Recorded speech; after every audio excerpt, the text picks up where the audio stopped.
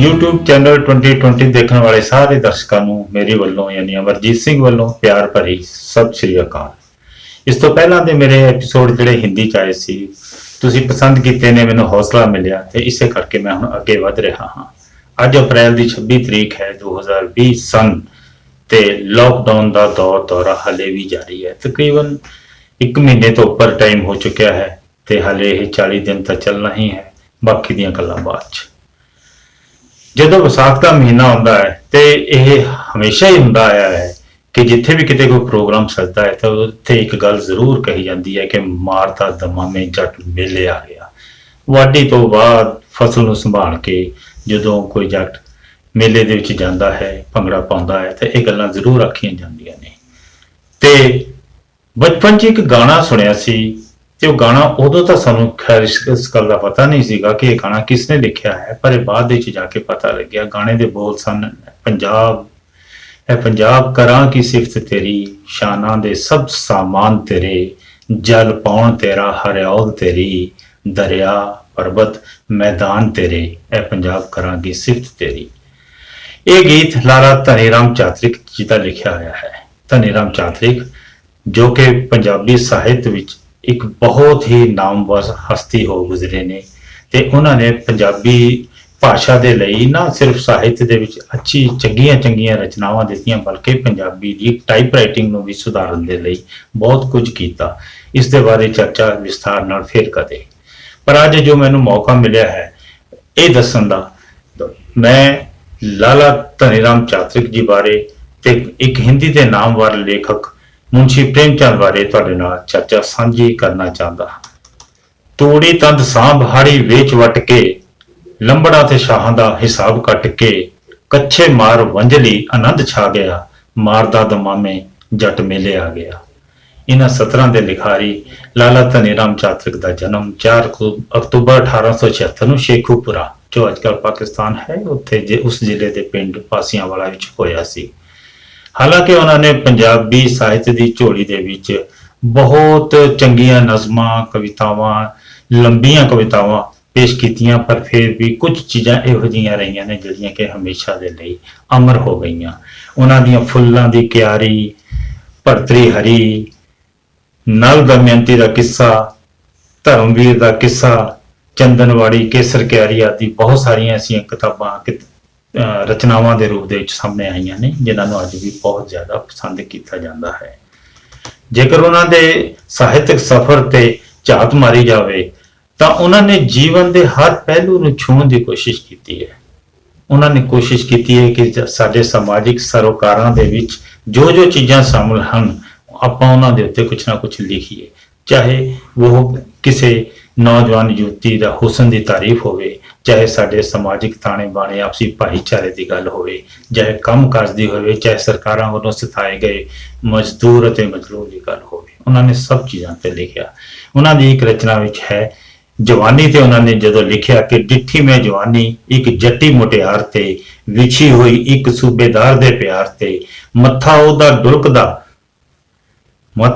ਡੁਲਕਦਾ ਤੇ ਨੈਣਾ ਵਿੱਚ ਨੂਰ ਸੀ, ਰੂਪ ਦਾ ਗੁਮਾਨ ਤੇ ਜਵਾਨੀ ਦਾ ਗਰੂਰ ਸੀ, ਜੋਬਨ ਮਝੈਲਣਾ ਦਾ ਝਲਕਦਾ ਗੁਲਾਬ ਤੇ, ਸ਼ਾਲਾ ਇਹੋ ਰੰਗ ਚੜੇ ਸਾਰੇ ਹੀ ਪੰਜਾਬ ਤੇ, ਸ਼ਾਲਾ ਇਹ ਰੰਗ ਚੜੇ ਸਾਰੇ ਹੀ ਪੰਜਾਬ ਤੇ। ਇੱਕ ਹੋਰ ਰਚਨਾ ਉਹਨਾਂ ਦੀ ਪੰਜਾਬੀ ਬੋਲੀ ਨੂੰ ਲੈ ਕੇ ਕਿ ਅਸਾਂ ਨਹੀਂ ਭੁਲਾਉਣੀ ਬੋਲੀ ਹੈ ਪੰਜਾਬੀ ਸਾਡੀ, ਇਹੋ ਜਿੰਦ ਜਾਨ ਸਾਡੀ ਮੋਤੀਆਂ ਦੀ ਖਾਨ ਸਾਡੀ, ਹੱਥੋਂ ਨੇ ਗਵਾਣੀ ਬੋਲੀ ਹੈ ਪੰਜਾਬੀ ਸਾਡੀ। ਪੰਜਾਬੀ ਮਾਂ ਬੋਲੀ ਨੂੰ ਲੈ ਕੇ ਅੱਜ ਵੀ ਬਹੁਤ ਕੁਝ ਕੀਤਾ ਜਾਂਦਾ ਹੈ, ਪਰ ਇਹਨਾਂ ਰਚਨਾਕਾਰਾਂ ਨੇ, ਇਹਨਾਂ ਲੇਖਕਾਂ ਨੇ ਆਪਣੇ ਜੀਵਨ ਦੇ ਵਿੱਚ ਜੋ ਕੁਝ ਲਿਖ ਦਿੱਤਾ, ਜੇ ਉਸੇ ਨੂੰ ਪ੍ਰਵਾਨ ਕਰ ਲਿਆ ਜਾਵੇ ਤਾਂ ਸ਼ਾਇਦ ਪੰਜਾਬੀ ਮਾਂ ਬੋਲੀ ਨੂੰ ਉਹ ਮਾਣ ਅੱਜ ਵੀ ਹਾਸਲ ਹੋ ਜਾਵੇ ਜਿਸ ਦੇ ਲਈ ਅਸੀਂ ਲੋਚਦੇ ਹਾਂ, ਜਿਸ ਦੀ ਉਹ ਮੁਸਤਾਹਕ ਵੀ ਹੈ। ਇੱਕ ਹੋਰ ਰਚਨਾ ਉਹਨਾਂ ਨੇ ਕਿਸੇ ਅੰਧੇਰ ਨਗਰੀ ਵਰਗੇ ਟੌਪਿਕ ਤੇ ਲਿਖੀ ਸੀਗੀ। ਇਸ ਵਿਸ਼ੇ ਤੇ ਉਹਨਾਂ ਨੇ ਦੇਖੋ ਕਿੰਨਾ ਖੂਬਸੂਰਤ ਲਿਖਿਆ ਹੈ ਕਿ ਜਿੱਥੇ ਹਰਦਮ ਰਹੇ ਉਦਾਸੀ, ਇੱਕ ਗਲੀ ਵਿਹੜੇ ਦੇ ਵਾਸੀ, ਮੇਰੇ ਨਾਲ ਰਲ ਕੇ ਰਹਿਣਾ ਬਹਿਣਾ ਇਸ ਨਗਰੀ ਵਿੱਚ ਮੈਂ ਨਹੀਂ ਰਹਿਣਾ। ਹਾਲਾਂਕਿ ਉਸ ਸਮੇਂ ਲਾਕਡਾਊਨ ਵਰਗੇ ਹਾਲਾਤ ਨਹੀਂ ਸਨ, ਪਰ ਇਹੋ ਜਿਹੇ ਹਾਲਾਤਾਂ ਦੀ ਕਲਪਨਾ ਕਰਕੇ ਧਨੀ ਰਾਮ ਚਾਤਰਿਕ ਜੀ ਨੇ ਜੋ ਲਿਖਿਆ ਉਹ ਵੀ ਸਲਾਹੁਣਯੋਗ ਹੈ। ਵਿਸਾਖੀ ਦੇ ਮੇਲੇ ਨੂੰ ਲੈ ਕੇ ਉਹਨਾਂ ਦੀ ਹੀ ਇੱਕ ਰਚਨਾ ਹੈ। ਥਾਈਂ ਥਾਈਂ ਖੇਡਾਂ ਤੇ ਭੰਗੂੜੇ ਆਏ ਨੇ, ਜੋਗੀਆਂ ਮਦਾਰੀਆਂ ਤਮਾਸ਼ੇ ਲਾਏ ਨੇ, ਵੰਜਲੀ ਲਗੋਜਾ ਕਾਟੋ ਤੂੰਬਾ ਵੱਜਦੇ, ਛਿੰਝ ਵਿੱਚ ਸੂਰੇ ਪਹਿਲਵਾਨ ਗੱਜਦੇ, ਇਕੱਠਾ ਹੋ ਕੇ ਆਇਆ ਰੌਲਾ ਸਾਰੇ ਜੱਗ ਦਾ, ਭੀੜ ਵਿੱਚ ਮੋਢੇ ਨਾਲ ਮੋਢਾ ਵੱਜਦਾ, ਕੋਹਾਂ ਵਿੱਚ ਮੇਲੇ ਨੇ ਜ਼ਮੀਨ ਮੱਲੀਏ, ਚੱਲ ਨੀ ਪ੍ਰੇਮੀਏ ਵਿਸਾਖੀ ਚੱਲੀਏ, ਚੱਲ ਨੀ ਪ੍ਰੇਮੀਏ ਵਿਸਾਖੀ ਚੱਲੀਏ। ਧਨੀ ਰਾਮ ਚਾਤ੍ਰਿਕ ਜੀ ਨੇ ਬਹੁਤ ਕੁਝ ਲਿਖਿਆ। ਅੱਜ ਜਿਸ ਗੱਲ ਦੀ ਚਰਚਾ ਮੈਂ ਤੁਹਾਡੇ ਨਾਲ ਖਾਸ ਤੌਰ ਤੇ ਕਰਨ ਲੱਗਿਆ ਹਾਂ, ਉਹ ਹੈ ਇੱਕ ਕਹਾਣੀ। ਇੱਕ ਕਹਾਣੀ ਜੋ ਕਿ ਲਾਲਾ ਧਨੀ ਰਾਮ ਚਾਤ੍ਰਿਕ ਨੇ ਲਿਖੀ ਸੀ, ਤੇ ਉਹੀ ਕਹਾਣੀ ਜੋ ਹੈ ਉਹ ਮੁਨਸ਼ੀ ਪ੍ਰੇਮ ਚੰਦ ਨੇ ਲਿਖੀ ਸੀ। ਸਾਰੇ ਜਾਣਦੇ ਨੇ ਕਿ ਲਾਲਾ ਧਨੀ ਰਾਮ ਚਾਤ੍ਰਿਕ ਦਾ ਪੰਜਾਬੀ ਸਾਹਿਤ ਵਿੱਚ ਕੱਦ ਇੰਨਾ ਉੱਚਾ ਹੈ ਕਿ ਉਹਨਾਂ ਤੇ ਕੋਈ ਕਿਸੇ ਕਿਸਮ ਦਾ ਇਲਜ਼ਾਮ ਨਹੀਂ ਲਾਇਆ ਜਾ ਸਕਦਾ।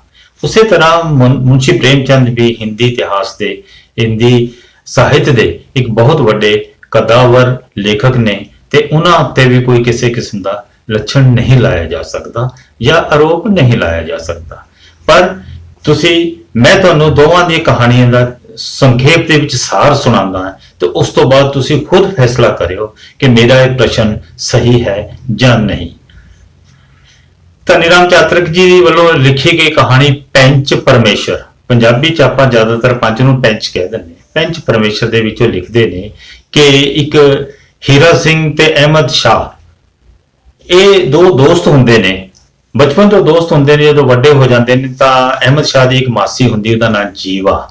ਉਹ ਜੀਵਾ ਜਿਹੜੀ ਹੈਗੀ ਆ ਉਹ ਕਾਫੀ ਕਮਜ਼ੋਰ ਹੋ ਜਾਂਦੀ ਹੈ, ਉਮਰ ਸਿਆਣੀ ਹੋ ਜਾਂਦੀ ਹੈ, ਤਾਂ ਆਪਣੀ ਜਿਹੜੀ ਜ਼ਮੀਨ ਹੈ ਉਹ ਅਹਿਮਦ ਸ਼ਾਹ ਦੇ ਨਾਂ ਤੇ ਲਾ ਦਿੰਦੀ ਹੈ। ਉਹਨੂੰ ਕਹਿੰਦੀ ਹੈ, ਉਹ ਵਾਅਦਾ ਵੀ ਕਰਦਾ ਹੈ ਕਿ ਮਾਸੀ ਮੈਂ ਤੈਨੂੰ ਖਾਣਾ ਪਾਣੀ ਦਿਆਂਗਾ, ਜਦੋਂ ਤੱਕ ਤੇਰੀ ਜ਼ਿੰਦਗੀ ਹੈ ਮੈਂ ਤੇਰਾ ਸਾਰਾ ਖਿਆਲ ਰੱਖਾਂਗਾ। ਪਰ ਮਗਰੋਂ ਕੁਝ ਸਮੇਂ ਮਗਰੋਂ, ਜਦੋਂ ਕਿ ਆਦਤ ਹੁੰਦੀ ਹੈ ਇਨਸਾਨ ਦੀ, ਹਿੱਬਾਨਾਮਾ ਹੋਇਆ ਤੇ ਮਗਰੋਂ ਉਹਨਾਂ ਨੇ ਉਹ ਜ਼ਮੀਨ ਆਪਣੇ ਕਬਜ਼ੇ ਤਾਂ ਕਰ ਲਈ, ਪਰ ਮਾਸੀ ਨੂੰ ਰਾਸ਼ਨ ਦੇਣਾ ਬੰਦ ਕਰ ਦਿੱਤਾ। ਮਾਸੀ ਨੇ ਕੁਝ ਦਿਨ ਝੱਲਿਆ ਤੇ ਮਗਰੋਂ ਇੱਕ ਦਿਨ ਸੋਚਿਆ ਕਿ ਇਸ ਦਾ ਹੱਲ ਏਦਾਂ ਨਹੀਂ ਹੋਣਾ, ਤੇ ਆਖਿਰ ਉਹ ਇੱਕ ਪੰਚਾਇਤ ਕਰਨ ਵੱਲ ਤੁਰ ਪੈਂਦੀ ਹੈ। ਪੰਚਾਇਤ ਉਹਨੇ ਦਿਨਾਂ ਇਸ ਤਰ੍ਹਾਂ ਨਹੀਂ ਸੀ ਹੁੰਦੀ ਜਿਸ ਤਰ੍ਹਾਂ ਕਿ ਅੱਜ ਕੱਲ੍ਹ ਹੈ ਕਿ ਪੰਚ ਚੁਣੇ ਜਾਂਦੇ ਨੇ, ਸਰਕਾਰੀ ਤੌਰ ਤੇ ਐਲਾਨ ਹੁੰਦਾ ਹੈ। ਉਦੋਂ ਇੱਕ ਪੰਚਾਇਤ ਜਦੋਂ ਜੁੜਦੀ ਸੀ ਤਾਂ ਉਸ ਪੰਚਾਇਤ ਦੇ ਵਿੱਚ ਕੁਝ ਲੋਕ ਬੈਠੇ ਹੁੰਦੇ ਸੀ, ਜਿਨ੍ਹਾਂ ਵਿੱਚੋਂ ਕਿਸੇ ਮੁਅੱਜ਼ਜ਼ ਆਦਮੀ ਨੂੰ ਪੈਂਚ ਚੁਣ ਲਿਆ ਜਾਂਦਾ ਸੀ। ਪੈਂਚ ਚੁਣਨ ਦੀ ਵਾਰੀ ਆਈ ਤਾਂ ਮਾਸੀ ਨੂੰ ਕਿਹਾ ਗਿਆ ਕਿ ਬੋਲ ਤੇਰਾ ਪੈਂਚ ਕੌਣ ਹੈ। ਤਾਂ ਉਹਨੇ ਸੋਚਿਆ ਕਿ ਕੋਈ ਵੀ ਬੰਦਾ ਪੈਂਚ ਬਣ ਕੇ ਆਪਣਾ ਇਮਾਨ ਤਾਂ ਨਹੀਂ ਗਵਾਉਂਦਾ, ਤੇ ਆਖਿਰਕਾਰ ਉਸਨੇ ਹੀਰਾ ਸਿੰਘ ਨੂੰ ਆਪਣਾ ਪੈਂਚ ਚੁਣ ਲਿਆ। ਹੁਣ ਅਹਿਮਦ ਸ਼ਾਹ ਸੋਚਦਾ ਹੈ ਕਿ ਇਹ ਮੇਰਾ ਦੋਸਤ ਹੈ ਤੇ ਮੇਰੇ ਖਿਲਾਫ ਜਾਣ ਵਾਲਾ ਨਹੀਂ, ਪਰ ਹੁੰਦਾ ਇਹ ਹੈ ਕਿ ਹੀਰਾ ਸਿੰਘ ਜਿਹੜਾ ਹੈਗਾ ਇਨਸਾਫ ਕਰਦਾ ਹੈ ਤੇ ਅਹਿਮਦ ਸ਼ਾਹ ਨੂੰ ਦੋਸ਼ੀ ਕਰਾਰ ਦਿੰਦਾ ਹੈ, ਤੇ ਅਖੀਰ ਦੇ ਵਿੱਚ ਉਹ ਫੈਸਲਾ ਸੁਣਾਉਂਦਾ ਹੈਗਾ ਕਿ ਅਹਿਮਦ ਸ਼ਾਹ ਮਾਸੀ ਨੂੰ ਹਰ ਸਹੂਲਤ ਪ੍ਰਦਾਨ ਕਰੇਗਾ, ਕਿਉਂਕਿ ਉਸਦੀ ਜ਼ਮੀਨ ਤੋਂ ਇੰਨੇ ਕੁ ਪੈਸੇ ਤਾਂ ਆਉਂਦੇ ਹੀ ਨੇ। ਕੁਝ ਸਮੇਂ ਮਗਰੋਂ ਹੀਰਾ ਸਿੰਘ ਆਪਣਾ ਇੱਕ ਵਛੇਰਾ ਪਿੰਡ ਦੇ ਹੀ ਇੱਕ ਬੰਦੇ ਨੂੰ, ਆਲੀਏ ਨੂੰ ਵੇਚ ਦਿੰਦਾ ਹੈ। ਆਲੀਆ ਉਸ ਵਛੇਰੇ ਤੋਂ ਬਹੁਤ ਜ਼ਿਆਦਾ ਕੰਮ ਲੈਂਦਾ ਹੈ। ਉਹ ਬੋਝ ਨਾ ਸਹਾਰਦਾ ਹੋਇਆ ਆਖਿਰਕਾਰ ਵਛੇਰਾ ਮਰ ਜਾਂਦਾ ਹੈ, ਪਰ ਪੈਸੇ ਨਹੀਂ ਮਿਲੇ ਸੀ। ਇਸ ਕਰਕੇ ਹੀਰਾ ਸਿੰਘ ਨੇ ਕੁਝ ਸਮੇਂ ਬਾਅਦ ਜਦੋਂ ਪੈਸੇ ਦੀ ਮੰਗ ਕੀਤੀ ਤਾਂ ਆਲੀਏ ਨੇ ਕਿਹਾ ਕਿ ਉਸਦੇ ਕੋਲ ਪੈਸੇ ਨਹੀਂ ਹਨ, ਉਹਨੇ ਕਮਜ਼ੋਰ ਵਛੇਰਾ ਦਿੱਤਾ ਸੀ, ਇਸ ਕਰਕੇ ਉਹ ਮਰ ਗਿਆ ਹੈਗਾ। ਚਲੋ, ਇਹ ਗੱਲ ਵੀ ਅਖੀਰ ਦੇ ਵਿੱਚ ਪੰਚਾਇਤ ਦੇ ਵਿੱਚ ਪਹੁੰਚਦੀ ਹੈ ਤੇ ਪੰਚ ਚੁਣਨ ਦੀ ਵਾਰੀ ਆਉਂਦੀ ਹੈ, ਤੇ ਹੀਰਾ ਸਿੰਘ ਜਿਹੜਾ ਹੈ ਉਹ ਅਹਿਮਦ ਸ਼ਾਹ ਨੂੰ ਆਪਣਾ ਪੰਚ ਚੁਣ ਲੈਂਦਾ ਹੈਗਾ। ਇਹ ਬੜੀ ਹੈਰਾਨੀ ਦੀ ਗੱਲ ਹੈ। ਪਹਿਲਾਂ ਤਾਂ ਲੋਕ ਸੋਚਦੇ ਨੇ ਕਿ ਅਹਿਮਦ ਸ਼ਾਹ ਹੁਣ ਆਪਣੀ ਪਿਛਲੀ ਗੱਲ ਦਾ ਬਦਲਾ ਲਏਗਾ, ਪਰ ਜਦੋਂ ਉਸ ਨੂੰ ਫੈਸਲਾ ਕਰਨ ਦੇ ਲਈ ਕਿਹਾ ਜਾਂਦਾ ਹੈ ਤਾਂ ਆਖਿਰਕਾਰ ਉਹ ਆਲੀਏ ਨੂੰ ਕਸੂਰਵਾਰ ਠਹਿਰਾਉਂਦਾ ਹੈ, ਤੇ ਉਹ ਕਹਿੰਦਾ ਹੈ ਕਿ ਹੀਰਾ ਸਿੰਘ ਦਾ ਪੈਸਾ ਉਸ ਨੂੰ ਵਾਪਸ ਦੇ ਦਿੱਤਾ ਜਾਵੇ। ਤੇ ਇਸ ਤਰੀਕੇ ਨਾਲ ਇਹ ਦੱਸਣ ਦੀ ਕੋਸ਼ਿਸ਼ ਕੀਤੀ ਗਈ ਹੈ ਕਿ ਪੰਚਾਂ ਦੇ ਵਿੱਚ ਪਰਮੇਸ਼ਵਰ ਦਾ ਵਾਸ ਹੁੰਦਾ ਹੈ, ਤੇ ਪਰਮੇਸ਼ਵਰ ਜੋ ਹੈ ਉਹ ਜੋ ਕਰਦਾ ਹੈ ਉਹ ਸਹੀ ਹੀ ਕਰਦਾ ਹੈ। ਤੇ ਹੁਣ ਆਪਾਂ ਆਉਂਦੇ ਹਾਂ ਮੁਨਸ਼ੀ ਪ੍ਰੇਮ ਚੰਦ ਦੀ ਕਹਾਣੀ ਵੱਲ। ਮੁਨਸ਼ੀ ਪ੍ਰੇਮ ਚੰਦ ਦੀ ਕਹਾਣੀ ਜੋ ਹੈ ਉਹ ਹੈਗੀ ਪੰਚ ਪਰਮੇਸ਼ਰ। ਪੰਚ ਪਰਮੇਸ਼ਰ ਦੇ ਵਿੱਚ ਜੋ ਹੈ ਮੁਨਸ਼ੀ ਪ੍ਰੇਮ ਚੰਦ ਲਿਖਦੇ ਹਨ, ਅਲਗੂ ਚੌਧਰੀ ਤੇ ਜੁਮਨ ਸ਼ੇਖ ਦੋਨੇ ਦੋਸਤ ਹੁੰਦੇ ਹਨ। ਦੋਵੇਂ ਚੰਗੇ ਪੈਸੇ ਵਾਲੇ ਨੇ ਤੇ ਪਿੰਡ ਵਿੱਚ ਚੰਗੀ ਸਾਖ ਹੈ। ਜੁਮਨ ਸ਼ੇਖ ਦੀ ਇੱਕ ਮਾਸੀ ਹੈ, ਤੇ ਜੁਮਨ ਸ਼ੇਖ ਦੀ ਮਾਸੀ ਜੋ ਹੈ ਆਪਣੀ ਸਾਰੀ ਜਾਇਦਾਦ ਜੁਮਨ ਸ਼ੇਖ ਨੂੰ ਦੇ ਦਿੰਦੀ ਹੈ, ਤੇ ਮਗਰੋਂ ਉਹ ਜੁਮਨ ਸ਼ੇਖ ਜਿਵੇਂ ਕਿ ਵਾਅਦਾ ਕਰਦਾ ਹੈ ਕਿ ਉਸ ਨੂੰ ਖਾਣਾ ਪਾਣੀ ਦੇਗਾ, ਪਰ ਨਹੀਂ ਦਿੰਦਾ। ਤੇ ਅਖੀਰ ਦੇ ਵਿੱਚ ਇੱਕ ਦਿਨ ਜਿਹੜੀ ਹੈ ਮਾਸੀ ਜੋ ਹੈ ਉਹ ਸ਼ਿਕਾਇਤ ਲੈ ਕੇ ਪੰਚਾਇਤ ਦੇ ਵਿੱਚ ਆਉਂਦੀ ਹੈ। पंचायत चों पूछा जाता कि तू पंच किसनू चुनेगी, तो उसने कहा कि मेरा पंच जो है वो अलगू चौधरी होएगा। हुण जुम्मन शेख नूं लगता है कि अलगू चौधरी उसका दोस्त है तो वो उसका पक्ष पूरेगा, पर नहीं।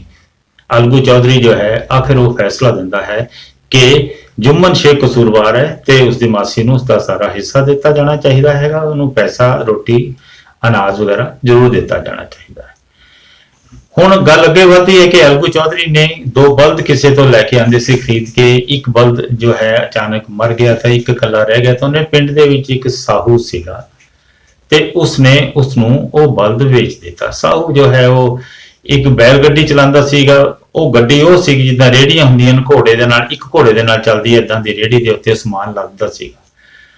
उन्हें बहुत ज्यादा समान लदना शुरू कर दिता। हाले उसका बल्द का पैसा उन्हें दिता नहीं सीगा, लेकिन की होया कि एक दिन ज्यादा भार लद्या होया सीगा ते वो बल्द मर जाता है। जदों अलगू चौधरी उसका पैसा लैण वास्ते साहू दे कोल जांदा है तो वह कह दिंदा हैगा कि नहीं, तू गलत मेरे नाल कीता है, मैं वो अपने आप मरिया, मैं कुछ नहीं मारिया, जब मेरे को है नहीं तो मैं पैसे कित्थों देवां। खैर तकरार वधदी है ते पंचायत इकट्ठी हुंदी है। पंचायत दे विच जदों साहू नूं पुछया जांदा है कि तू अपना पंच किस नूं मन्नेगा, तो उसने कहता कि मैं जुम्मन शेख नूं अपना पंच मनदा हां। खैर जुम्मन शेख जिस वेले पंच की गद्दी ते बैठ गया, पहला तो मन विच आया कि क्यों ना वो अपना बदला लै लवे, पर फिर भी जिवें कि कहा जाता पंचां च परमेश्वर का वास हुंदा, ते उसने फैसला इस तरीके नाल दिता कि वह फैसला जिहड़ा हैगा वो अलगू चौधरी के पक्ष विच गया। इस तरीके नाल इस कहानी का अंत हो जाता है।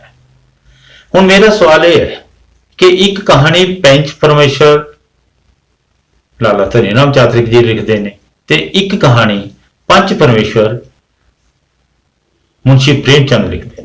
हालांकि उन्होंने दोनों के जन्म के विच कोई ज्यादा लंबा चौड़ा फर्क भी नहीं है। जेकर आपां गल करते हैं लाला धनीराम चातरिक की, तो उन्होंने जन्म जिहड़ा हैगा वो 1880 दे विच होया सी। माफ करना, धनीराम चातरिक का जन्म जिहड़ा 1876 च होया सी ते मुंशी प्रेमचंद का जन्म जिहड़ा सीगा 1880 दे विच होया सीगा। इस तरीके नाल कहा जा सकता हैगा कि मुंशी प्रेमचंद जिहड़े हैगे ने लाला धनीराम चातरिक तो 4 साल छोटे सीगे, पर उन्हां दा ये कहानियां लिखण दा समा इक्को सीगा। वेखण वाली गल है कि ये वो जमाना सी जदों कि ना तां कॉपी पेस्ट हुंदा सी, ना ही कोई इंटरनेट हुंदा सीगा जिथे कि चीज़ां सारियां अवेलेबल होण। हुण मेरा सवाल यह है कि यह कहानी असल च है किसदी? कहानी का रंग रूप इको ही है, सिर्फ नाम बदले हुए ने। जेकर उत्थे एक अलगू चौधरी है, जुम्मन शेख है, तो उत्थे हीरा सिंह हैगा ते शाह मोहम्मद है। सवाल यह है कि एक कहानी की रूपरेखा बिल्कुल इको ही है, अंत भी इको ही है, मकसद भी इको ही है, उसका सार भी इको ही है, तो फिर यह कहानी असल च लिखी किसने? यह सवाल मेरे जहन च दरअसल तां आया कि पिछले दिनां मेरे को बहुत सारी किताबां पईयां ने। मैं एक किताब पढ़ रहा सीगा। यह किताब जिहड़ी तुसीं देख रहे हो, यह लाला धनीराम चातरिक जी बारे एक किताब हैगी है। यह असल च publication bureau Punjabi university Patiala वालों छापी गई है ते यह जिहड़ी मेरे को जिल्द है इस समय यह 1990 की सैकेंड एडिशन दस रही है ते इस दे सफा नंबर 126 ते जी सफा नंबर 120 ते एक कहानी दर्ज है। ये कहानी जदों मैं लाला धनीराम चातरिक जी बारे कुछ पढ़ रहा सी, जदों मेरे सामने आई तो मैं इसनूं देख के हैरान रह गया कि ये कहानी है की।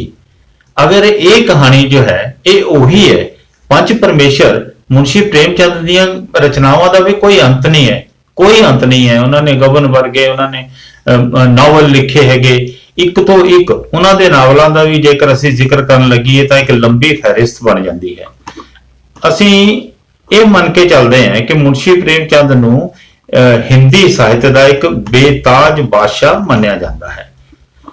ते जेकर मुंशी प्रेमचंद के उत्ते असीं शक नहीं कर सकते कि वो कहानी उन्हां दी मौलिक रचना नहीं सी, तो यह शक लाला धनीराम चातरिक जी ते भी नहीं किया जा सकता। मैं हालांकि कोशिश बहुत की है कि मैं इसके बारे कुछ होर खोज कर सका, पर मैनू किते इस तरह का कुछ मिले नहीं जिस तो कि यह सिद्ध हो सके कि ये दोवें कहानियां मौलिक ही हैं। माफ करना, दोवें कहानियां मौलिक नहीं हो सकती क्योंकि दोनों का ਰਸ ਇੱਕੋ ਜਿਹਾ ਹੈ, ਦੋਨਾਂ ਦਾ ਸਾਰ ਇੱਕੋ ਜਿਹਾ ਹੈ, ਦੋਨਾਂ ਦਾ ਕਹਾਣੀਆਂ ਦੀ ਰੂਪ ਰੇਖਾ ਇੱਕੋ ਜਿਹੀ ਹੈ। ਹੁਣ ਇਸ ਦਾ ਨਿਪਟਾਰਾ ਕਿਵੇਂ ਹੋਏਗਾ? ਮੁਨਸ਼ੀ ਪ੍ਰੇਮਚੰਦ ਜਿਹੜੇ ਸੀ ਉਹ ਲੇਖਕ ਸੰਘ ਦੇ ਪਹਿਲੇ ਸਭਾਪਤੀ ਸੀ, ਪਹਿਲੇ ਪ੍ਰਧਾਨ ਸੀਗੇ। 1918 ਤੋਂ 1936 ਤੱਕ ਦਾ ਜਿਹੜਾ ਸਮਾਂ ਹੈਗਾ ਉਹ ਪ੍ਰੇਮਚੰਦ ਯੁੱਗ ਦੇ ਨਾਮ ਦੇ ਨਾਲ ਜਾਣਿਆ ਜਾਂਦਾ ਹੈ। ਤੇ ਜਿਹੜੀਆਂ ਕਹਾਣੀਆਂ, ਦੋਵੇਂ ਕਹਾਣੀਆਂ ਨੇ ਲਗਭਗ ਉਸੇ ਸਮੇਂ ਦੀਆਂ ਨੇ। ਇਸ ਕਰਕੇ ਇਹ ਮੇਰੇ ਮਨ ਦੇ ਵਿੱਚ ਸਵਾਲ ਆਇਆ ਕਿ ਦੋਵੇਂ ਕਹਾਣੀਆਂ ਇੱਕ ਬੰਦੇ ਦੀਆਂ ਨਹੀਂ ਹੋ ਸਕਦੀਆਂ। ਕਿਤੇ ਨਾ ਕਿਤੇ ਕੁਝ ਲੱਗ ਰਿਹਾ ਕਿ ਕਿਤੇ ਇਹ ਰਚਨਾ ਕਿੱਥੋਂ ਲਈ ਗਈ, ਇਸ ਤੇ ਸਵਾਲ ਹੋ ਸਕਦਾ ਹੈ। ਬਹੁਤ ਨਿਮਾਣੀ ਜੀ ਬੁੱਧੀ ਨਾਲ ਤੁਹਾਨੂੰ ਪੁੱਛ ਰਿਹਾ ਕਿ ਕੀ ਇਸ ਤੇ ਸਵਾਲ ਹੋ ਸਕਦਾ ਹੈ? ਰਚਨਾ ਕਿਸ ਦੀ ਹੈ? ਅਸਲ ਮੌਲਿਕ ਰਚਨਾਕਾਰ ਕੌਣ ਹੈ? ਤੁਸੀਂ ਵੀ ਇਸ ਗੱਲ ਦਾ ਜਵਾਬ ਕੱਢੋ, ਤੁਸੀਂ ਸੋਚੋ, ਤੁਸੀਂ ਆਪਣੇ ਵੱਲੋਂ ਕੋਸ਼ਿਸ਼ ਕਰੋ ਕਿ ਤੁਹਾਨੂੰ ਕਿਤੇ ਇਹ ਚੀਜ਼ ਮਿਲ ਸਕੇ ਤੇ ਇਸ ਨੂੰ ਮੈਨੂੰ ਦੱਸਣਾ ਨਾ ਭੁੱਲਿਓ। ਇਸੇ ਜਾਣਕਾਰੀ ਦੀ ਖੁਆਇਸ਼ ਰੱਖਦਾ ਹੋਇਆ ਮੈਂ ਤੁਹਾਡੇ ਨਾਲ ਲਾਲਾ ਧਨੀ ਰਾਮ ਚਾਤਰਿਕ ਦਾ ਇੱਕ ਸ਼ੇਰ ਜੋ ਹੈ ਉਹ ਸਾਂਝਾ ਕਰਾਂਗਾ। ਜਾਣ ਤੋਂ ਪਹਿਲਾਂ ਜ਼ਰੂਰ ਸੁਣੋ। ਮੇਰੇ ਵੇਂਦੇ ਵੇਂਦਿਆਂ ਹੀ ਐ ਚਮਨ ਤੇਰਾ ਰੂਪ ਰੰਗ ਬਦਲ ਗਿਆ। ਰੱਬ ਜਾਣੇ ਉਸ ਬਹਾਰ ਤੇ ਕੋਈ ਜਾਦੂ ਟੂਣਾ ਕੀ ਚੱਲ ਗਿਆ। ਮੇਰੇ ਵੇਂਦੇ ਵੇਂਦਿਆਂ ਹੀ ਐ ਚਮਨ ਤੇਰਾ ਰੰਗ ਰੂਪ ਬਦਲ ਗਿਆ। ਰੱਬ ਜਾਣੇ ਉਸ ਬਹਾਰ ਤੇ ਕੋਈ ਜਾਦੂ ਟੂਣਾ ਕੀ ਚੱਲ ਗਿਆ। ਨਾ ਉਹ ਹੰਸ ਰਹੇ, ਨਾ ਉਹ ਮਾਨਸਰ, ਨਾ ਉਹ ਮਹਿਫਿਲਾਂ ਤੇ ਨਾ ਉਹ ਸੁਖਨਵਰ। ਨਾ ਉਹ ਹੰਸ ਰਹੇ, ਨਾ ਉਹ ਮਾਨਸਰ, ਨਾ ਉਹ ਮਹਿਫਿਲਾਂ ਤੇ ਨਾ ਉਹ ਸੁਖਨਵਰ। ਨਾ ਉਹ ਸਿਰ ਰਹੇ ਤੇ ਨਾ ਉਹ ਸਲਾਮੀਆਂ। ਉਹ ਤਾਂ ਕਾਫਲਾ ਹੀ ਗੁਜ਼ਰ ਗਿਆ। ਉਹ ਤਾਂ ਕਾਫਲਾ ਹੀ ਗੁਜ਼ਰ ਗਿਆ। ਸਤਿ ਸ਼੍ਰੀ ਅਕਾਲ।